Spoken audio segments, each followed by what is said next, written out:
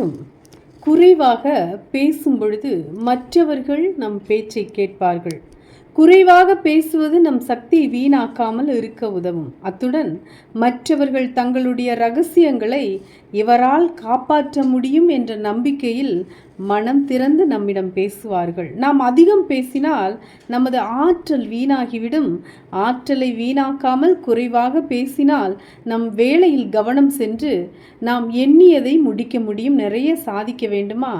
குறைவாக பேசுங்கள். அதிகம் சிந்திக்க பழகுவதுடன் செவிமடுத்து மற்றவர்கள் பேசுவதை கேட்பதும் நாம் குறைவாக பேசுவதும் புத்திசாலித்தனமாக கருதப்படுகிறது. குறைவாக பேசுவது மகத்தான பலன்களை தரும். பேச்சை ஒழுங்குபடுத்துபவர்களால் மனதை எளிதில் கட்டுப்படுத்த முடியும். நாம் பேசும் பேச்சு அர்த்தமும் மதிப்பும் நிறைந்ததாக இருக்க வேண்டும். அர்த்தமற்ற பேச்சுக்கள், அர்த்தமற்ற சிந்தனை போன்றவை நம் ஆற்றலை குறைத்துவிடும். குறைவாக பேசுவதன் மூலமும் அதிகமாக சிந்திப்பதின் மூலமும் ஆற்றலை சேமிக்க முடியும். பயனற்ற உரையாடலால் தேவையற்றது குறைவாகவும் அர்த்தமுள்ளதாகவும் பேசுபவர்களின் பேச்சு மற்றவர்கள் மத்தியில் நல்ல தாக்கத்தை உண்டாக்கும். சொல்லுக சொல்லிற் பயனுடைய சொல்லொட்க சொல்லிற் பயனிலா சொல் என்ற திருவள்ளுவரின் கூற்றை மறக்கலாகாது.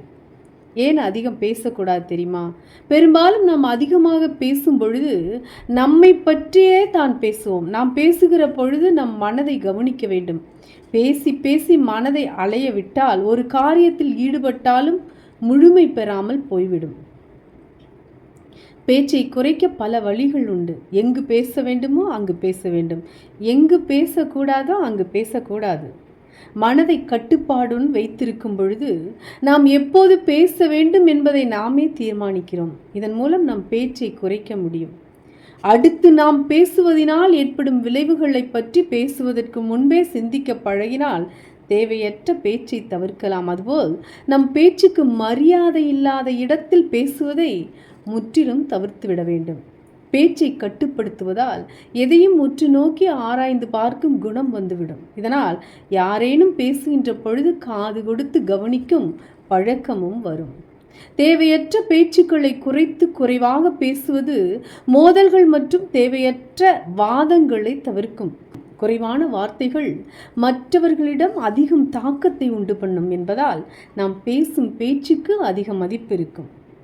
குறைவாக பேசுவதால் மற்றவர்களுடனான உறவு மேம்படும். முக்கியமாக குறைவாக பேசும் பொழுது நம்மால் அதிகமாக செய்ய முடியும். குறைவான பேச்சு நிறைய சிந்திக்கவும் உற்று நோக்கவும் வளர்ந்து முன்னேறவும் உதவும். பல சிக்கல்களை தவிர்த்து வாழ்க்கைக்கு அழகு சேர்க்கும் குறைவான பேச்சு என்பதில் சந்தேகம் இல்லைதானே? நன்றி. வாழ்க நலமுடன்.